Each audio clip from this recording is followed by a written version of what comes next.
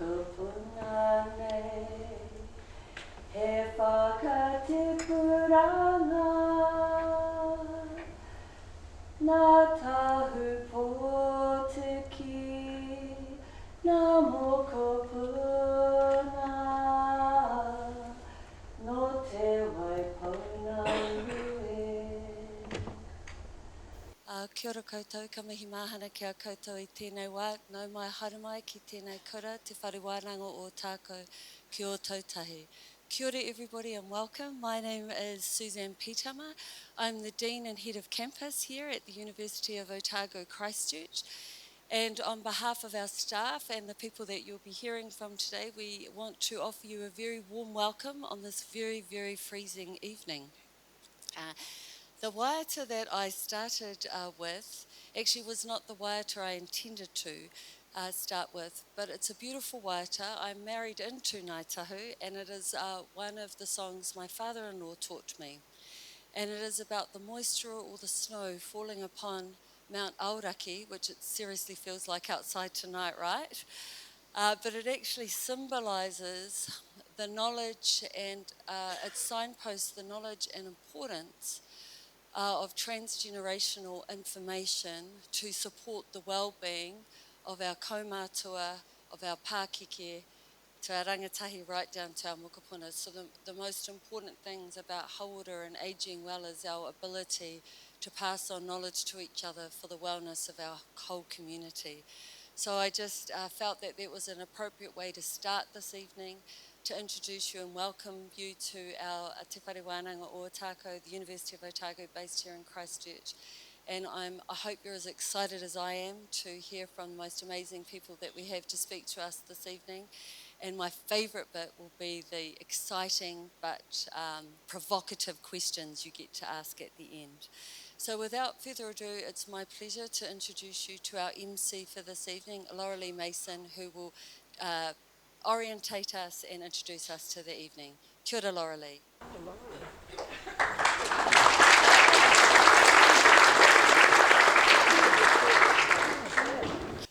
Tēnā koutou katoa, and welcome to our wonderful Rollison Theatre to hear the first of 4 public talks to celebrate the University of Otago Christchurch's 50th anniversary, Kia Mau. We're going to be showcasing through these talks our academic and clinical and research excellence. Whaia te mautaronga he oranga mo koutou. Seek knowledge for the sake of your well-being. And I think that's what many of you have come here to perhaps learn this evening. We've got a very busy hour ahead, hearing expert opinion on ageing well, how to achieve dignity, brain health, spark and well-being in our older years, how to use it before we lose it, how to harness the power of positive thinking, to eat smart, think smart, and keep your mind and body strong, with a major theme that it's never too early or too late to achieve this, and to adopt new principles and ways of living as we live our lives with as much independence and dignity as we can into the third age. We have 4 fantastic speakers for you tonight, all with decades of experience in geriatric medicine, geriatric mental health, and geriatric nutrition. Each of our 4 speakers, Emeritus Professor Dick Sainsbury, Professor Tim Wilkinson, Lee O'Brien, and Dr. Matthew Croucher, will give a presentation, and this will be followed by a Q&A session at the end, depending on how much time we have left. Okay, with that bit over, I'll introduce our first speaker, Emeritus Dick Sainsbury, Professor Dick. He is a man who's dedicated his distinguished career to the care of older patients, and whose reputation as a clinician of immense talent, skill, empathy, and humanity is respected. His name has appeared on many, dozens of published articles on geriatric health, and now in retirement, he's also a published author. He has a particular interest in student teaching and has served a period before he retired as a trainee intern coordinator. He's also been involved in the examination, mentoring and supervision of international medical graduates. He was an elected member of the Medical Council of New Zealand for 6 years and a board member of the New Zealand Artificial Limb Service for 9. He's interested in older people and literature and completed his MA thesis on older people and ageing in the fiction of Thomas Hardy. He has recently published a book, as I mentioned, on older people and ageing, and I think Dick's brought just a few of his books along tonight. Fantastic book. I've read it. It's just amazing.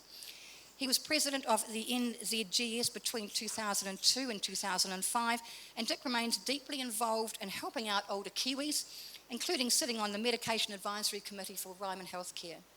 Welcome, Dick.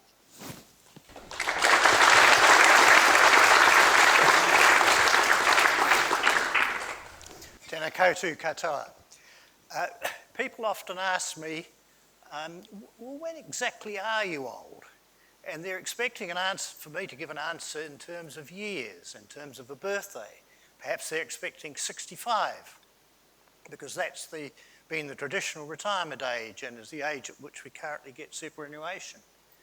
Perhaps they're expecting 75, because that's the age in which age-related services in the United Kingdom have, that's the allocated age there. Perhaps they're thinking 80. Well, I don't like to think of age in terms of years. I think age in years is the least important. It's the easiest to measure, but it's the least important. And I consider that we need to think of other considerations. So I've got these two quotations here. The first from Henry Ford. You're old when you stop learning. Whether at 20, you can be old, and at 80, you can be young. So continuing to learn is very...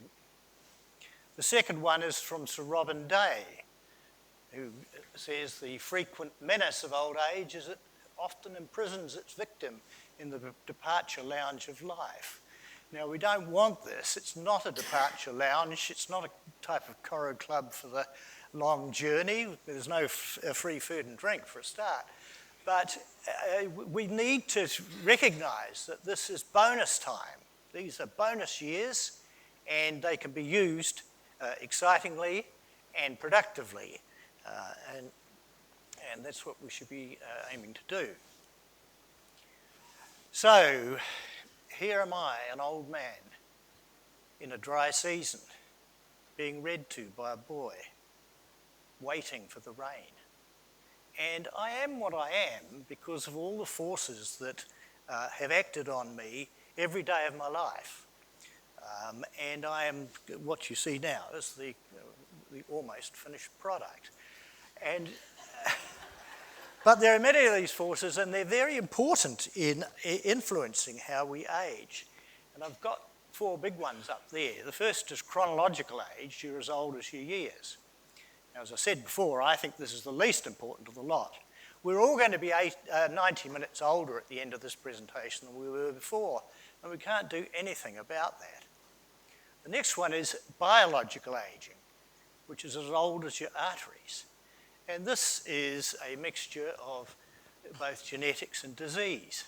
We can't choose our parents. We may have been born into a family where there's premature heart disease or diabetes or high lipids or whatever.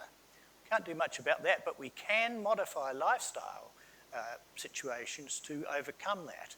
And Lee will be talking more about diet later, but of course there's exercise, not smoking, using alcohol maturely, and safe sex. Okay, so we can do something about biological age in terms of it. Sociological aging. You're as old as others make you. This is a very powerful one. When I was aged 52 years, I was walking down a London street and I came upon a group of children playing hopscotch. And as I approached them, I heard one of them say, "We'd better stop for a moment, there's an old man coming." So I looked around to see if I could help this chap. Oh dear. It was me. So as old as others make you, and sometimes, of course, these are the people that love you the most, who are saying things to you like, "I'll do your lawns for you, Fred can prune your fruit trees, let's move, you should move into a rest home before it's too late," etc. So just be very careful about, one of the things we have to learn to do is to learn the difference between accepting help that enables us to retain our independence and firmly pushing back those people that want to overcosset us. And then psychological aging, as old as you make yourself. Well, this is a very powerful one, and there are now many studies that show that people who have a positive attitude towards their own ageing do better than those that don't. And this is, again, important in the context of isolation and loneliness and depression and things, which can be such dreadful things for older people. So how old you make yourself is again, another powerful thing. Okay, we need to think and plan ahead, and here are some of the areas that, that we can think about. First of all, enduring power of attorney. You will be thanked by your family, your whānau and health professionals if you've got an enduring power of attorney and you get into difficulty suddenly. Equally so, if you don't have enduring power of attorney, that can make hard work for health professionals. So get a power of attorney. Interesting that the legislation that guides this, which dates back to 1988, is currently being reviewed by the Law Commission.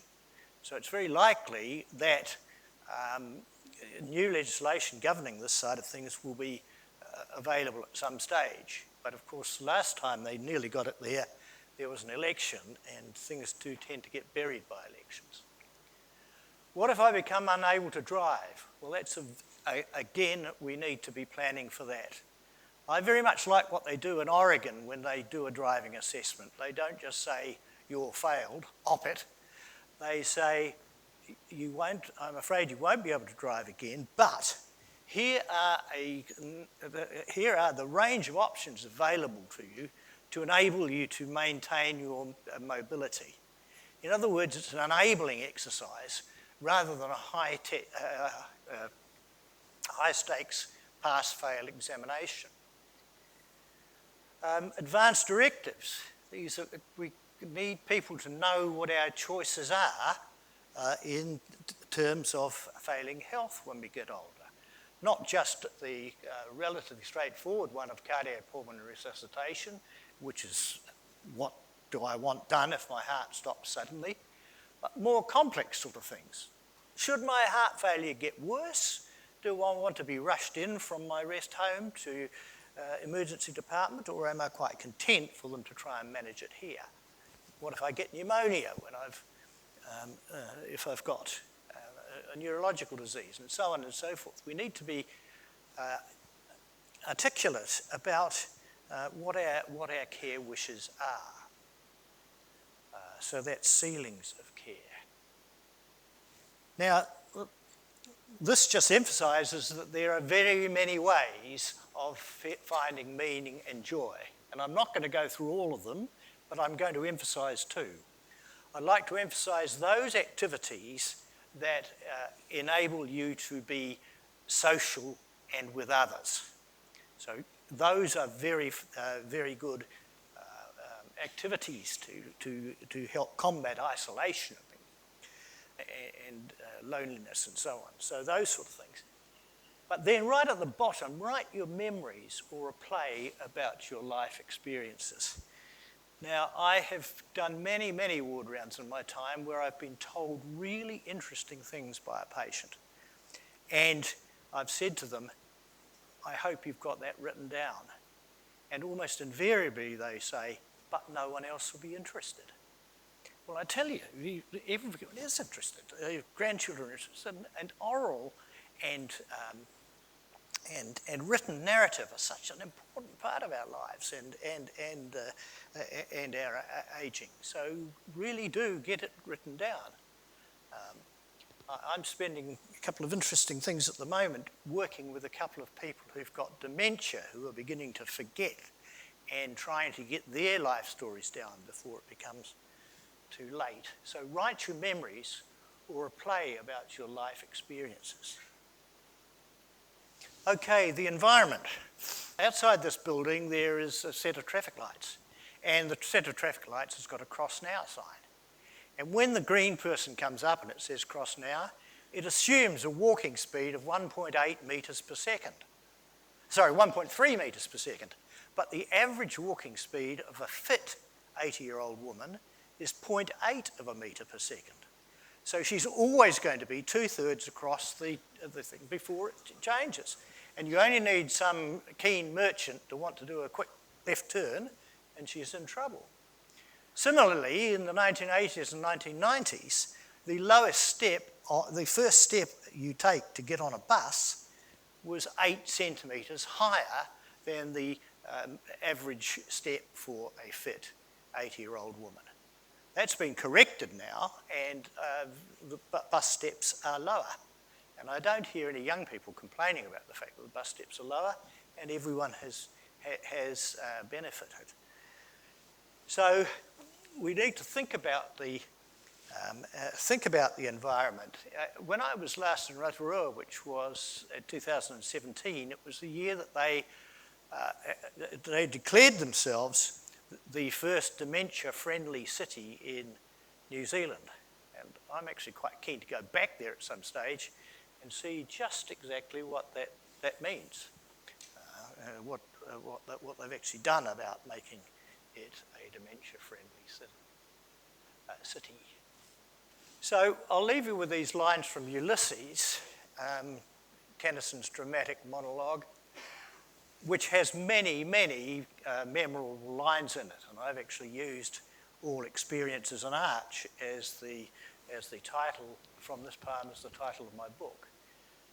But here he says, old age hath yet his honour and his toil. Death closes all, but something ere the end, some noble work of noble note may yet be done. And here was the example of Captain Tom Moore, aged 99 during the COVID, setting out to raise £1,000 for the NHS by doing the circuits of his house on his Zimmer frame, and he raised 35 million. So I think a good place to stop.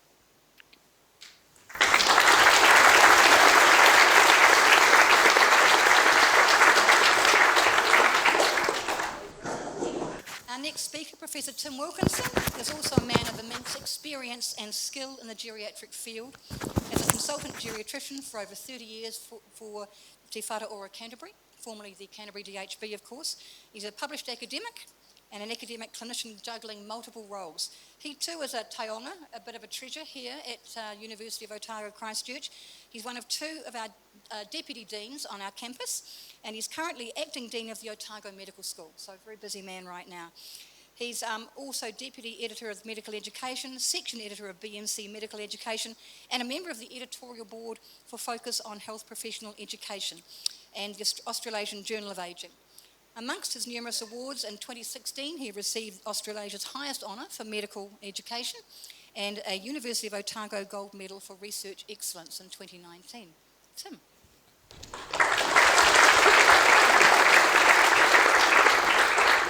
Sure, everyone. I've got one slide and one demonstration to give you, so just prepare yourselves. So, like it or not, we would like to think that as we get older, we get better and we get stronger and fitter. Regrettably, that's not the case, and sometimes we do lose some muscle strength or our ability to do things as well as we once did. Now, that's okay as long as we can continue to do what we want to do, but there can come a stage where we get weak enough that it only takes one thing, the last straw, that breaks the camel's back. And so that can be a problem. So we have to think, therefore, what can we do to keep strong to prevent that last straw being the last straw, or if that does happen, what happens next? So there are a whole lot of examples we could use of things that get weaker as we get older, but one example would be muscle strength. So when we're younger, our quadricep strength, if I sit down on a chair, fold my arms, I can stand up reasonably easily without too much problem. Now, if I were to get some arthritis, or if I was just less active than I once was, didn't do as much walking and so on, those muscles could get weak. And so when I try to get up from a chair, I might have to now use my arms just to help me get up. And that's okay, so I'm still above the threshold that I need to be to get up from that chair. But I might feel like, actually, I'm not having a great day, I'll just rest a bit and look after myself. And then the next time you try and do it, you try to get up and think, oh, I could do that yesterday. And then, you might just, okay, now I can do it. Okay, so you've got to that point where you can just get up And it's okay, because if you can get up, then you can walk and you can keep strong. Okay, so you're now in this position and you get a very minor illness. So it might be a cold, it might be pneumonia, something less minor, a urine infection, and anything like that can have an effect on your strength. So when we're younger, if we got the flu, we would feel a little bit weaker, but it wouldn't matter because I could still get up from that chair. But if you've got to that stage where you can only just get up from the chair, you might find that if you get a very minor illness, the last straw, that suddenly, okay, I can't, right, that's odd, I could do that yesterday. So one of the temptations is to think, well, my mother always said that if you're feeling unwell, go to bed. You might feel better the next day, or just have a rest and you might feel better the next day. And that's the trap, because if I spend the rest of the day, let's say, just sitting, thinking hopefully I'll get better tomorrow, I might not. And in fact, I'm probably going to be worse tomorrow because I've done less walking today than I did the day before. Now, someone might come along and decide, yes, I've decided what your problem is. You've got this infection. I'm going to treat your infection and you should come right. So I take some antibiotics or whatever it's going to be, and the infection goes away, and they're great. Now I should be able to get up out of this chair. But you've had a day or two not doing much. And so while your illness has got better, actually you haven't got stronger. And so you're going to need some help to get up. And the trap here is to suddenly think, well, actually, what did I expect? You know, I've got older, I knew this day would come, I knew that probably one day I wouldn't be able to get up out of the chair, looks like today's the day. And you don't want to think that. So what needs to happen instead is, of course, you need to have your illness treated, but you also need something to get you more independent. So you need some kind of strengthening after that illness to get you up again, and that could be physiotherapy, it could be exercises or whatever. So why is this a problem? Well, one problem is in hospital. So if you're sick enough to get into hospital, there aren't that many, there are more beds, aren't there, than there are chairs, regrettably. And you know, places are much tidier when people are in a bed. But it's a really bad idea. It's a really bad idea, because if you're just above that threshold, where you can only just get up, and now you're just below that, just got that last straw, then suddenly being in bed is the worst thing that could happen to you. They might be giving you very, very good treatment, fixing the things that brought you into hospital, but if you aren't keeping active at the same time, then you're not going to get more independent. And so my key message here is that when you get unwell or when other things happen, we have to try that little bit harder to keep our strength up at the same time. Try not to spend that time resting in the hope that it will get better. So how can we do that? Well, you know, it's never too early, it's never too late. So one way we can do that is try and keep the strength up before you get sick, so that if you do get sick and you lose a bit of muscle strength, it won't matter because you've got yourself stronger. So use it or lose it. Regular walking and so on will be good. If you do happen to get sick, try and keep active as much as you can. If you can't keep active, then you might need to get some help. And here's the next trap. It's very tempting when people are not feeling well and they're older and not able to do things for themselves. Don't worry, I'll do it for you. Don't you worry, I'll get you that, I'll do that for you. So if I'm in the hospital bed, can't get up, don't worry, we'll wheel you where you want to go. We'll put you in a wheelchair and wheel you to where you want to go. That's being very kind. Well, it's not. It's not being kind, because I'm not going to get any stronger. So, you know, we want to be kind, we want to be supportive, but actually what help I need is not in a wheelchair. What I need is just someone to give me just a little bit of help. Just a little bit, so that, thank you, that's as much help as I need, just as much as I need to get up and go walking, because once I'm walking, I'll get stronger. So give me that much help, not more than what I need, and not less than what I need. So that would be another message. So I've talked about muscle strength, but this principle applies to other things as well. We'll hear about it later probably with Matthew around the brain, but also the balance. So as we get older, sometimes our balance isn't quite so good. The best way of keeping your balance is actually to use your balance. So the more you use it, the better it will be, and that reduces your chance of falling. Bladder control could be another one. So, you can have enough bladder control most of the time for most purposes, but if you got sick or something, then suddenly you might lose bladder control. So once again, trying to keep the things as strong as you can while you're healthy, because when you get sick, some of those things get worse, and if they get worse, you'll start to get into a bit of a vicious cycle. So, use it or lose it, keep strong, and if you get sick and you find yourself not able to do what you used to be able to do, don't let someone kill you with kindness. Let them give you enough help, but not too much help, and that will help you keep stronger into older age. Thank you.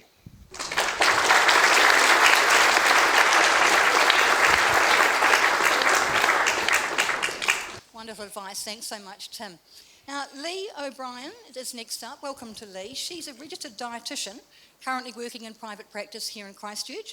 She graduated from Otago in 2003 with a Bachelor in Human Nutrition, and then she got her postgrad diploma in dietetics with honours. She's many published nutritional research papers to her name, with a particular focus on how the low FODMAP diet affects the lives of patients, the role of nutrition in dementia prevention and management, nutrition and malnutrition in the elderly, irritable bowel syndrome, and she's also an expert in the facts and myths surrounding food and diabetes and respiratory disease and COPD. Lee's also really passionate about helping patients get better results by combining personalised nutrition with a contemporary dietary management approach. Welcome, Lee.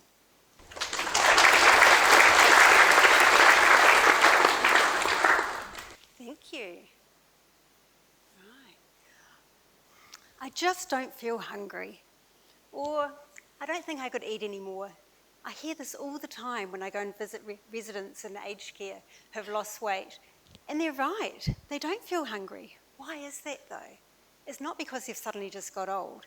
It's actually because it's the process of aging. So when we're around about 28, 30, our body starts to change, unfortunately. And we don't tend to notice that until we get to our 40s or 50s, but we particularly start to notice it when we get older. So as we're aging, our body is losing muscle, and we've heard how important that is from Tim, but we're also gaining fat. And that change in our body composition changes our metabolism. And it actually means that our metabolism slows down and we become less hungry. And the problem with that, of course, is that we still need to eat, because if we don't eat, we lose weight. And then the problem with losing weight is we lose muscle. And when we lose muscle, our metabolism goes down, and then we get less hungry. So it becomes a bit of a vicious cycle. So our body needs less food when we get older, but we still need to eat. When we get older, we actually need more protein. So this becomes a bit of a challenge. Less food, more protein. So protein are the foods that help our muscles stay strong. And the importance around that is that our muscles help our joints stay stable, help us stay on our feet, help us stay strong. So somebody over the age of 70 needs more protein than anyone else for any other age group.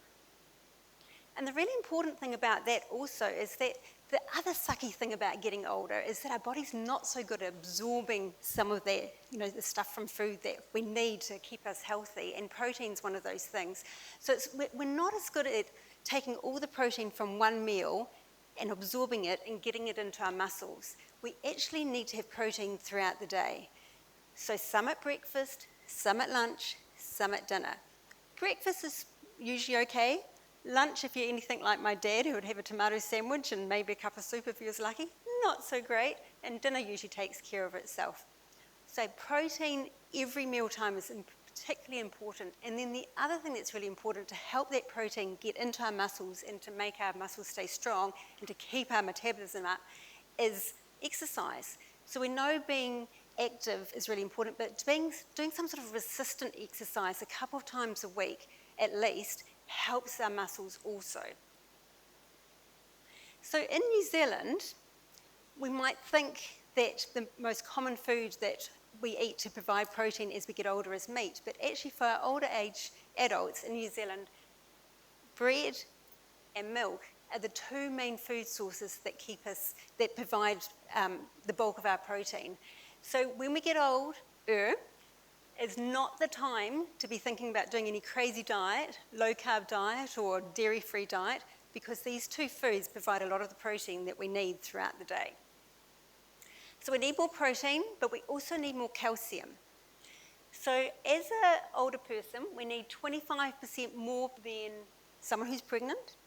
And that's because, like with protein, calcium, we don't absorb it as much as when we age. We need it, obviously, for bones and for our teeth, but we actually need calcium every day to keep our muscles working and to keep our nerves working. So if we're not getting enough through our diet, guess where we get it from? Our bones, absolutely. So one of the things we can do throughout our lifespan is try and maximise the time of our life when our bones are zapping all the calcium out of food, which is pretty much our teenagers, through childhood, through teenage years, early adulthood. By the time we get to kind of mid-20s onwards, our bones don't absorb the calcium as well any longer. But we still need calcium every day. If we don't get enough from what we're eating, then our body will take it from our bones to keep us going. So in New Zealand, older adults get a lot of their calcium from bread and from milk and also from cheese. So therefore, also not a great time to be not eating those foods or trying to find foods where you can get your calcium from. The other thing we need more of when we get older is vitamin D. Vitamin D is a bit harder to get from food. There's not many good sources of food that are high in vitamin D, so we do need to get outside when we're a bit older, which works in really well with what Tim was saying. Also getting out and being active, walking around, making the most of the sunlight when we have it. A lot of people in New Zealand, a lot of people south of Marlborough in New Zealand probably going to have quite low levels of vitamin D over the winter time. But as we age, our body is not so good at getting that vitamin D from the sun. So if you're not spending a lot of time outside or if you've been unwell, it's probably a good time to talk to your GP about whether he thinks or she thinks a vitamin D supplement might be a good idea for you. So we need more vitamin D than our little tots do, who are growing their bones. So the big take-home message is that to stay healthy as we age, we do rely on what we do when we're younger. So when we're younger, we have those opportunities to fill our bones with calcium, to keep our muscles strong, and be aware that as we age, we are going to be needing a little bit less food than what we do when we're older. But that importance of food that's going to provide us with the calcium and with the protein that we need more of when we're aging. The other really important thing is that there can be a bit of a downward spiral that can happen really quickly, like Tim was saying, when people get unwell or they have periods of not being able to get out of bed. One of the first things that go down is people's food intake. And those periods of time when you're not eating so well can really drive that muscle loss and therefore have further impact on your weight.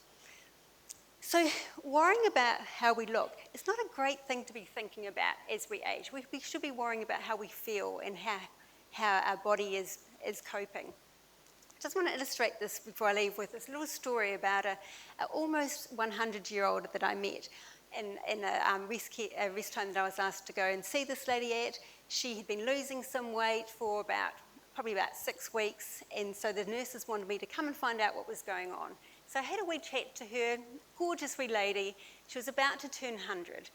She realised the dress that she wanted to wear didn't quite fit, and so she decided to put herself on a diet. So I was quite relieved in a way, thinking, okay, well, at least there's nothing sinister happening with her. But the reality of that is that every day that she chose to eat a little bit less, her body was taking a hit from that. So her 100th birthday came and went. She looked gorgeous, of course. She got her letter from the then Queen. Beautiful letters from the Queen back then too. And she proudly had it displayed in her room, but I was asked to go and see her about 2 months later because she was still losing weight. And what had happened was that initial intentional period of wanting to lose weight so she looked good was actually having a bit of the negative effect now where she had just lost her appetite. She just didn't feel like eating any longer. And it was a real battle to try and get that weight loss to reverse. So please don't be tempted when you're reaching your 100th birthday to feel like, I need to fit into that dress. I'm going to cut out the carbs today. I know that will help me lose weight. No, that's not a good idea. Think of me on that day and me pointing my finger at you going, no, you must eat your bread, you must drink your milk and enjoy your food as long as you can. Thank you.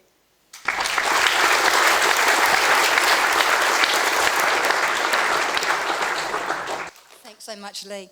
Well, our final speaker this evening is Dr. Matthew Croucher. Now, Matthew is a clinical psychiatrist of old age and senior clinical lecturer for both the University of Otago, Christchurch and Te Whare Ora, Canterbury. He's the founder and director of Te Whare Ora, Canterbury's Psychiatry of Old Age Academic Unit and leads the South Island Regional Dementia Initiative. Matthew received a specialist training in Christchurch and Oxford in the UK, and his main academic interests are workforce training, outcomes measurement, and better use of antipsychotic medications. On campus, he's responsible for fourth-year medical student psychiatry teaching and master's course teaching in the psychiatry of old age. He chairs the New Zealand Dementia Foundation, has been a key driver for a national dementia plan for Aotearoa, New Zealand, advocates strongly for post-diagnostic support, and generally seizes every opportunity to speak out about dementia and better medical and caring support for those affected by it.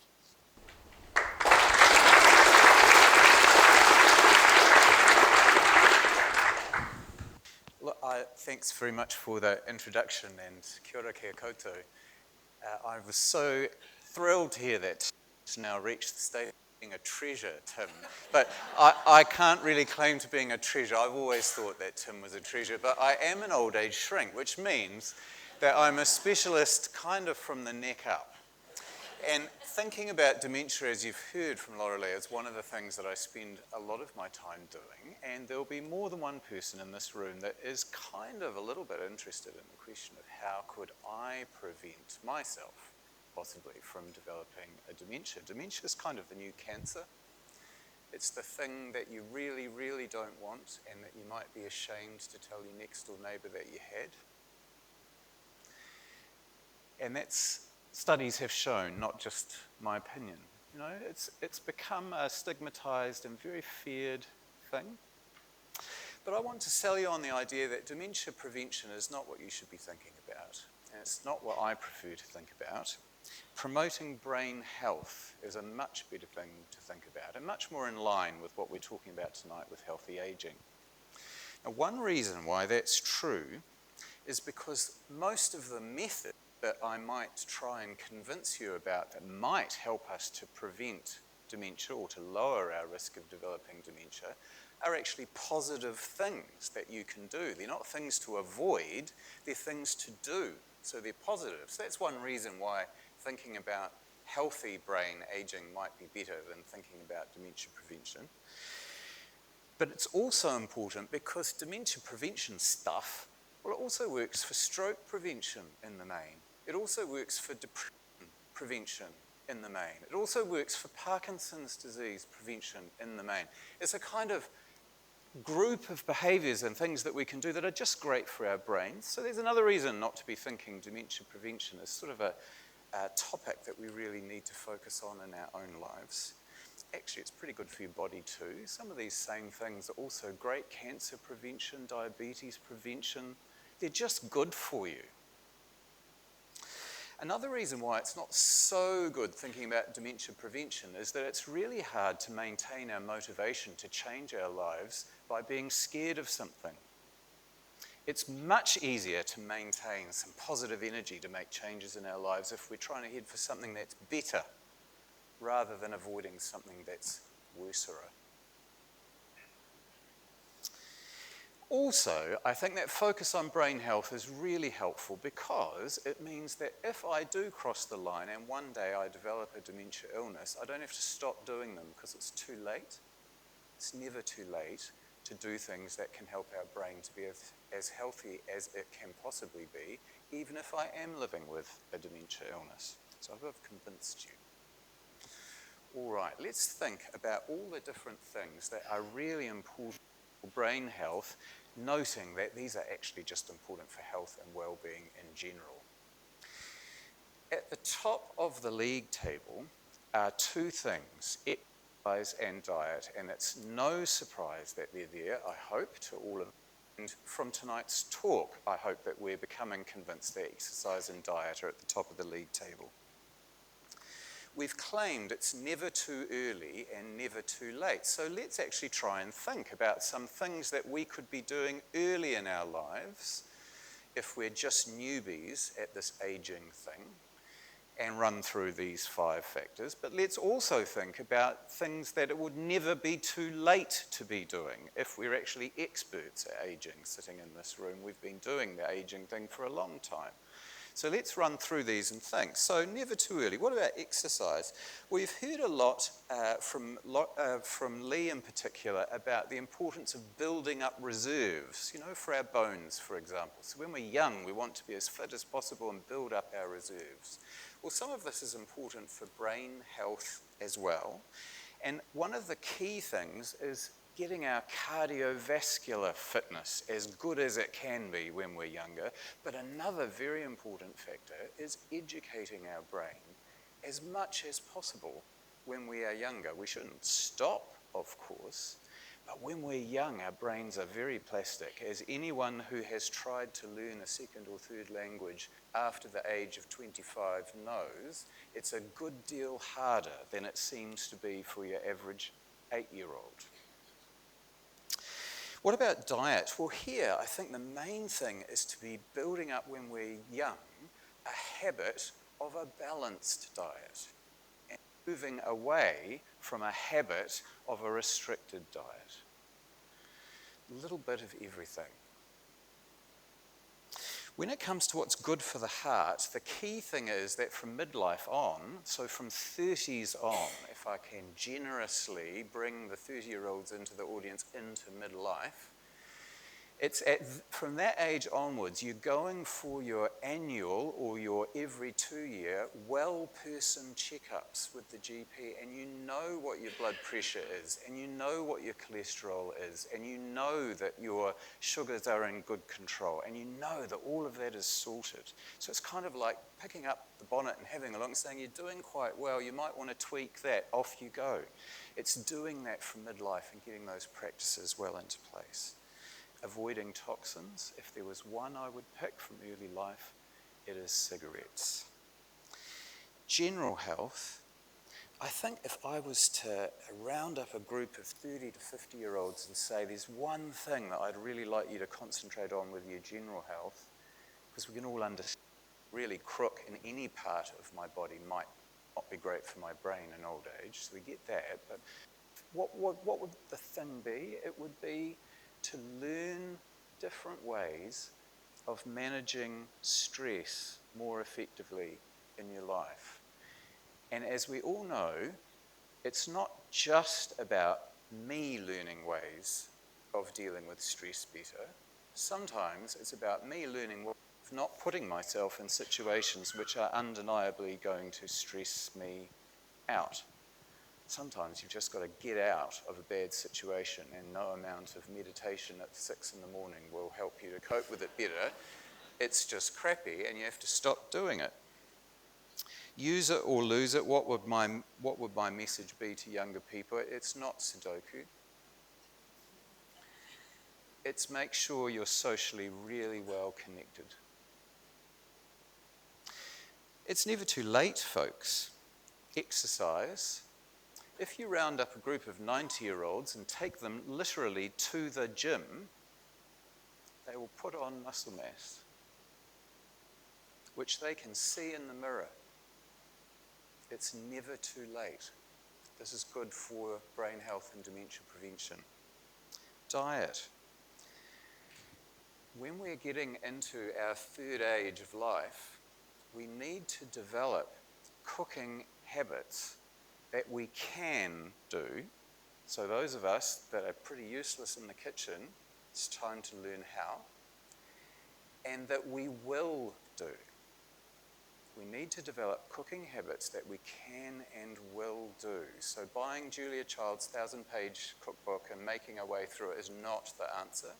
But we need to find things that we will actually do and we can actually do, so that when I'm now living perhaps alone and I'm 87, that's not when I'm forced to be learning how to cook for myself and eat well. When it comes to the heart, things change. When we're younger, we're trying to get our blood pressure down if it's high, but when we're older, we're trying to hit a sweet spot where it's neither too low nor too high. So the emphasis changes a bit. Toxins. What toxin would I most focus on in old age? You might be expecting me to say alcohol, because at all ages in this country we drink more than we need to, but actually men, I'm going to say, did you realise that the main cause of head injury in older New Zealanders, much like it is in younger New Zealanders, sports, dangerous driving and fighting, it's falling off ladders. WTF, guys. In terms of our general health, it's about that repeated checks with the doctor. I'm going to go and see my doctor every 6 months. Now I'm going to change. I'm going to see my GP every 3 months, whether I need to or not, because I've got a bit of this and I've got a bit of that and I've got a bit of the other. And why would I want any of those to be getting a bit worse in a way that might threaten my brain? Well, the answer is I wouldn't. And finally, use it or lose it. The surprise here, folks, is that when we are told always by our partner or family members that perhaps our hearing isn't as good as it used to be, or perhaps we're squinting just a little bit more than we used to, the temptation is to say, but I can, it's good enough. It's good enough. I don't need that hearing aid. I don't need those progressive lenses. It's good enough. We now know that if you've got some hearing impairment and if you've got some visual impairment and you correct them, this helps prevent your risk of going on to develop dementia. So there's another reason, ladies and gentlemen, to be attending to those things, not just for your hearing and not just for your eyesight. My final message about the brain aging is just to point out, never too early, never too late, is to point out that an approach in this country that you may have heard of, the whānau ora approach to thinking about health and well-being, is great for all of us. And the two words, whānau and ora, health and family, if you like, to think of simple English translation, captures some of the essence of what's good for all of us. It's much easier to focus on staying as well as possible than it is to focus on trying to cope with an illness once we've got it. And it's much easier to focus on those things with the whole of the family backing us, doing it together, than it is just trying to battle on and do it myself. If we took this approach, we'd solve too early, never too late, because we'd all be doing it all the time. And we'd solve the I need this diet, but you guys are having that diet. I need this exercise, but you guys are, doing your own. We'd actually be working on these things together. There's a lot to learn from thinking about a whānau ora approach. Ladies and gentlemen, I've tried to tell you that instead of thinking about dementia prevention, I'd love you to think about brain health promotion. I'd like you to think that it's multimodal. It's not one thing. It's not about Sudoku. It's about a whole way of living in a healthier lifestyle. I've tried to convince you it's never too early to start doing this stuff, but also that it's never too late. And finally, I've tried to convince you that you should do it with your family. Thank you very much.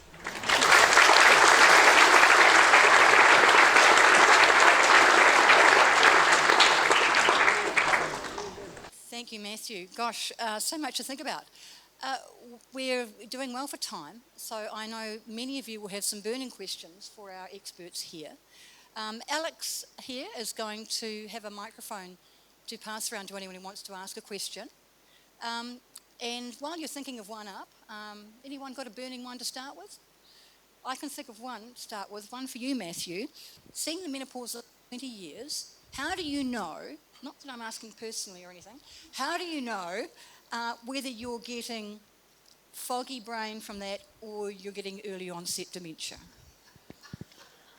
All of us will experience changes in all parts of our body, including how our brains work, won't we? I already have what I would consider to be moments that I didn't have when I was less senior than I currently am. Although I hasten to add that I think that my brain is pretty full now, and it wasn't nearly this full when I was 20. And there are many causes. Menopause is one, or is it the stress that I'm under, or is it that I've just had COVID, or what is it? Or is it that I'm 80? You know, what is the difference between a change that I've noticed or someone else has noticed with my memory and brain power and the beginning of a dementia illness? How would I even know? How would I know? There's a line in the sand between the two which is very helpful, and the line in the sand is this. Is it affecting your ability to get around your day? And walking into the living room and thinking, what did I come in here for? Or trying to find the car keys and being really annoyed that you can't find them, I assure you are things that my 18-year-old currently does. But his first thought is not, am I developing Alzheimer's disease? It's, Dad, what have you done? So I just want to reframe it. Those are not enough. If the cognitive changes that you think are there are not affecting your day-to-day function, don't worry about it. But think about brain health stuff anyway. Don't wait for the second and the third time you've lost your cell phone to think about brain health. Just do that. And then don't worry about the second or the third time you've lost your cell phone. And I'll let you off the hook with that, Laureline. Phew. Okay, any questions? Over here, this gentleman over here. Can I ask two questions? Ooh, They're quick ones. Yeah, one is for my old family in another country in a totalitarian regime, well, maybe authoritarian, but towards totalitarian. Is it in regards to the positive thinking? Because they are under the censorship, they are afraid to freedom of speech. Even you want to promote freedom of speech with them, they hate that discourse. And they believe that the prosperity of the country is the premises of the existence of family. So I think they are in a not healthy way of thinking. I'm trying to convey a more enlightened one, but they think I am the rotten one. So it's kind of like a trap of the relativism trap. You know what I'm talking about? So I'm trying to correct that, but it seems that they are in the black house. I want to shed light into that, but they think I'm poisoning themselves. So what should I do? And my second question is that what would be the effective thinking tools or philosophical ones to overcome the fear of death? Not the process, but the final state that I will vanish, my ego will disappear eternally. How to overcome that in a secular way? Yeah. All right, I'm going to give that. Who wants Dick?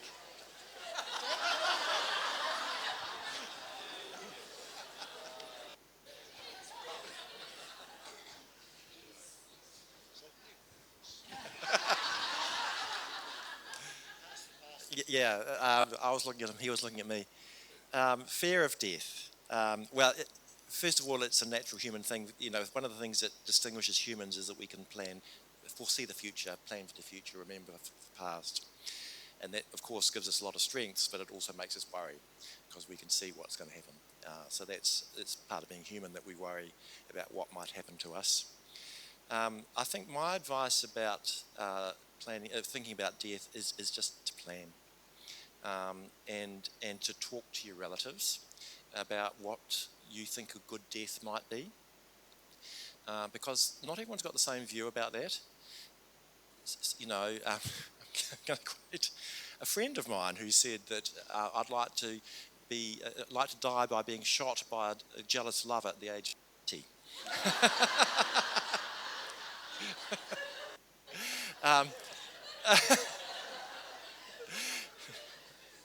But that may not be everyone's view of a good death.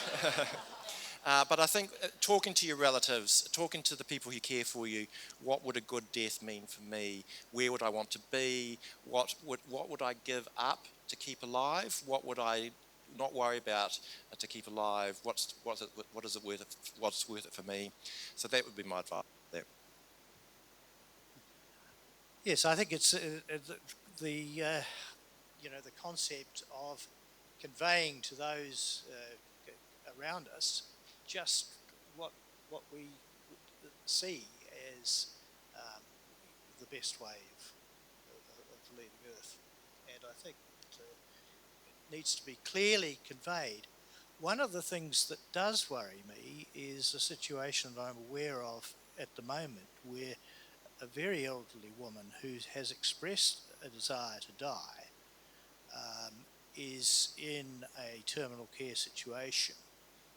But despite her wishes, because of conflicting views of the family, she is being treated with antibiotics for a temperature, which no one knows quite where it comes from.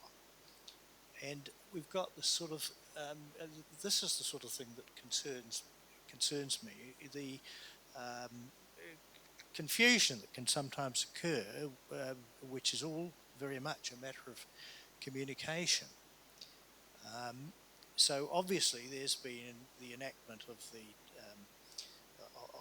David Seymour's Act, but more than that, I think we need to think about death in those people who are not having assisted dying, but who are just wishing to pass away naturally, that we don't get things wrong there.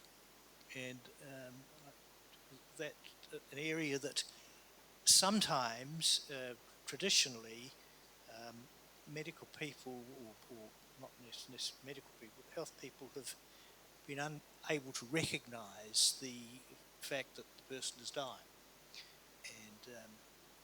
and that the emphasis should change. Now, we should never use the expression cease active treatment, because terminal care done properly is very, very active treatment indeed, continuing monitoring of symptoms and so on and so forth. So it's not really ceasing active treatment, it is changing the emphasis. Thank you. More questions? Come on, guys, don't be shy. Over here. There were three topics I thought that you may have had some comments about, and they are, and if you've got some quick comments now, sleep, meditation, and fasting in terms of the aging process. Yes, very interesting topics. So I'll just briefly talk about the fasting side of it. I think the research around fasting is pretty dicey, to be fair. It probably may be beneficial if you started that practice of fasting when you're much younger, rather than you're in your third age and think that might be a good time to start something like that. I think the risk of doing something like that at that time really puts you, compromises your body, puts you at risk of unintended weight loss, which is something we don't want to be happening at that age. So I think as we get older, we really should be thinking less about restricting food and more about thinking about food as your medicine, what you can do to eat well to keep your brain and your body working well. So that's my bit on fasting. Matthew, do you want to continue? Meditation is something that I'm happy to speak to briefly, and so from the science perspective, which is not a great way of thinking about meditation, but nonetheless meditative practices have been studied and their outcomes have been studied to a limited degree. And there's no doubt that some meditative practices have scientific proof, if you like, of benefits in terms of general health benefits and specific benefits for the management of stress.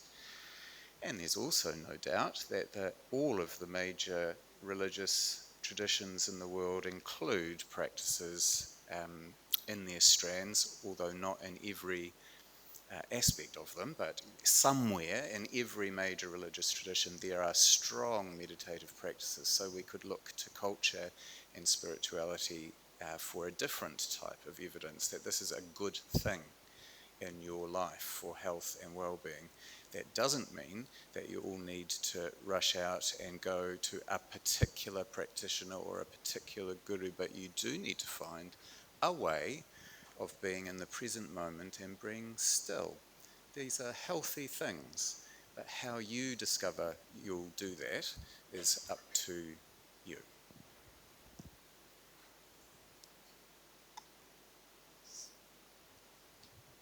Well, just the mention of sleep brings us to a topic which we really haven't covered, and that is medication. And this is a major issue in older person's health, and in particular with sleep and sleeping tablets and hypnotics. And we really want to stress that the habit of reaching for a prescription and giving a hypnotic is not good medicine. And older people are vulnerable to the effects of these medications, and they contribute to falls and so on. One of the things about medication is, I should have had it in the planning, and that is the importance of regular review of medication. Now, the 3-monthly review of medication for older people, particularly those in rest homes and private hospitals, is all too often seen as an administrative bore and chore, but it isn't. What it should happen is that each medication should be looked at and the following questions asked. Is this medication still needed? Yes, no. And if it is this dose still needed? Because there are many medications where if it may still be required, but the dose could be modified, particularly in people as they move into their 80s and have problems with handling drugs. So medication review is something that I really should have put on my planning slide. I'll add a third one. For every medication, what's it treating? Everyone should be able to answer that question. And is it working? You know, is treating my blood pressure, but blood pressure is still high. So is this the right pill? Is it lowering? Is this one, is your blood pressure lower with this one than not? Would be a question to ask. Alex, I think somebody down here, is that right? Yes, a lady down here. Tim, you talked a lot about exercises using your legs. How important is upper body exercises for women particularly? Yeah, I mean, the leg one is just an example, but actually, of course, using everything keeping everything ticking over is good for you. But there are two that are particularly important: strength and balance, because they are really good ways of preventing falls. And the trap that people can have is if they feel a bit wobbly or they've had a fall, then the natural thing to do is to start to avoid things. Avoid walking, avoid things that require balance, and that can set up that vicious cycle. So if I were to pick one exercise, it would be walking, because that gives you strength and balance. Right at the back. Thank you. I just wanted to ask, with respect to exercise, should one do it at home, or should one go to a gym? Yes, and yes. Whatever you like doing, but I think that what I would suggest is try and build it into your routine. So I think, a bit like what Matthew said, as soon as you start making something feel like a bit of a chore to try and prevent something, it is a bit demotivating. Oh, I've got to do my exercises, otherwise something will happen.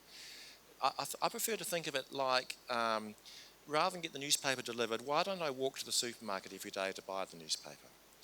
Or before I have my lunch, I'll make sure I walk around the block. Something that build into your team. That's where, a dog can be quite useful to take the dog for a walk. But becomes part of doing something else, makes it much more of a habit. And then, of course, because we are social beings and having our social connection is good. So if you've got a friend to walk with, that's even better, because then you're helping two people. All good. We've just got time for a couple more quick questions. A gentleman down here, Alex. Thank you. I'm thinking about planning. And if you're planning and you decide, I do not want to be resuscitated, then how's the best way to relay that to the medical fraternity so you are not resuscitated? First of all, with your GP. Secondly, when you come into hospital these days, you will be asked what your opinion is about that. Some people have what they call advanced directives or living wills, which specify not necessarily about CPR, but other things as well, and make sure that those that are looking after you know about this. Of course, the problem is the person that collapses on the high street, because automatically the people will get started, and unless you've got something on a tattoo or a band or something like that, people will commence until the ambulance people come. But in hospitals and rest homes and things like this, they're very careful these days to ask what people's opinions are. As far as living wills are concerned, we just need to be a little bit careful about those, because it's very difficult to cover every medical contingency. CPR is a specific event. You could say, I don't want that, but there are all sorts of other sort of medical scenarios that people come up with. And even if a person's got a living will in the notes, I've always taken to them, if they're able to communicate, saying, I see that you've got a living will in your notes. You have developed a pneumonia now. Under ordinary circumstances, we would put up a drip and put some antibiotics in, but I see that you've got. Do you still hold to that view that you've expressed? You do need to check, because as well as not being able to cover every contingency, people do change their minds. And there's an old Mexican saying that the character of the bull changes when it enters the ring. And so we do find people who've got quite clear, specific examples of advanced directives who actually go the other way when time actually comes. So we as health professionals, we have to respect that, but I always discuss it again with the person to reaffirm. I think the other thing I'd say is because you can't plan for everything, just talk to your friends and relatives about what you think is important to you, because that'll help guide. So, in my life, these are things that I've always valued really highly. I've not cared about that too much. That can often help. If you can't make decisions for yourself, just knowing that sort of thing can help people make what they think is the best decision in your interest. And just the final thing, I think our health professionals are getting much, much better at asking people whether they want to be resuscitated or not. It used to be quite a difficult thing, we just met you, we're going to do all the best we can to get you better. But by the way, if you happen to die suddenly, what would you like us to do? There's a bit of a mixed message going on there. So there has been a bit of a reluctance, but health professionals are much better at tackling those questions now. But what would help is if you wanted to volunteer that conversation, because that would make their life easier still. So don't be bashful about mentioning it first. That's very good advice. I think, guys, one more question from anybody? Yes, at the... Oh.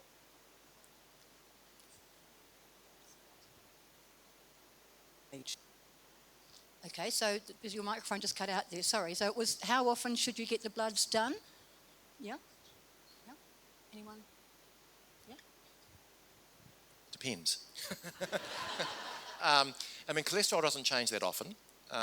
So, when you're young, you'd probably want to get it done, but if it's okay, you could wait quite a few years. Diabetes doesn't come on overnight. Well, it can come on overnight, but it doesn't tend to come on overnight as you get older. It tends to creep up on you.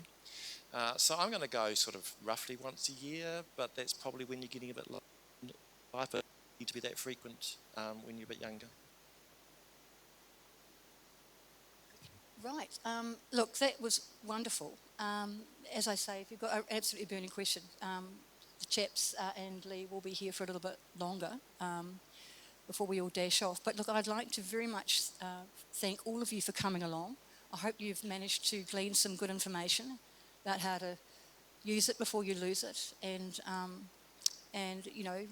welcome the years that are coming up with some renewed sense of confidence in how you can self-manage and retain independence. We've had some wonderful advice, and I'd like to very much thank Professor Tim Wilkinson, Emeritus Professor Dick Sainsbury, Lee O'Brien and Dr. Matthew Croucher for their wonderful talks this evening and advice.